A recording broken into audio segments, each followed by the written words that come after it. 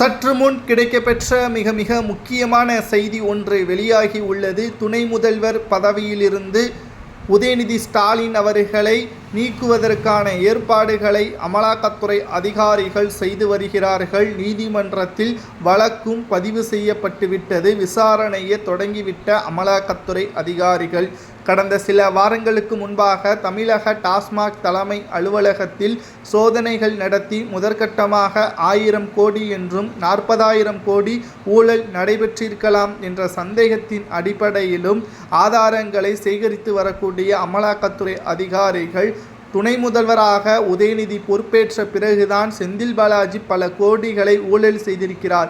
2 நபர்களும் ஒரே நேரத்தில் தான் பதவி அடைந்தார்கள். அதாவது செந்தில் பாலாஜி ஜாமீனில் வெளிவந்தவுடன் அமைச்சராக பொறுப்பேற்றார். அதே நாளில்தான் உதயநிதி ஸ்டாலின் அவர்கள் அமைச்சராக இருந்து துணை முதல்வராக பொறுப்பேற்றார் என்ற தகவலையும் நாம் ஏற்கனவே பார்த்திருந்தோம். அனைவருக்கும் இது நன்றாகவே தெரியும்.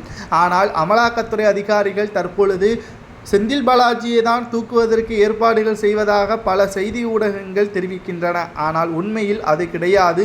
துணை முதல்வராக இருக்கக்கூடிய உதயநிதி ஸ்டாலின் அவர்களை தூக்குவதற்குத்தான் அமலாக்கத்துறை அதிகாரிகள் காலம் தாழ்த்தி கொண்டு இந்த வேலைகளில் ஈடுபட்டு கொண்டிருக்கிறது. செந்தில் பாலாஜியை கைது செய்ய வேண்டும் என்றால் 1000 கோடி தமிழக டாஸ்மாகில் ஊழல் நடைபெற்றிருப்பதை அறிவித்தவுடனே செந்தில் பாலாஜியை கைது செய்திருக்கலாம். ஆனால் அது அமலாக்கத்துறை அதிகாரிகளுக்கு தேவை கிடையாது.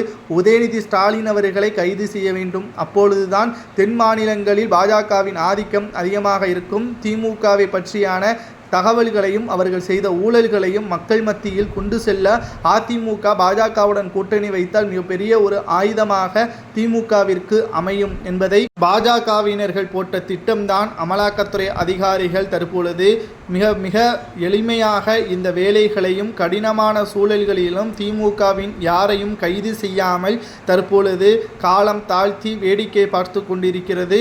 அனைத்து ஆதாரங்களும் திமுகவிற்கு எதிராக செந்தில் பாலாஜி அவர்கள் யார் அனுமதி பெற்று தமிழக டாஸ்மாக் கொள்முதல்களை ஜெகத் ரட்சகன் நிறுவனத்திடம் இருந்து பெற்றுக்கொண்டார், உதயநிதி ஸ்டாலின் அவர்களது கையெழுத்து இருந்துள்ளதா அல்லது ஸ்டாலின் கையெழுத்து இருந்துள்ளதா அனுமதி கடிதத்தில் என்ற தகவலை தான் தற்பொழுது அமலாக்கத்துறை அதிகாரிகள் சேகரித்து வருகிறார்கள்.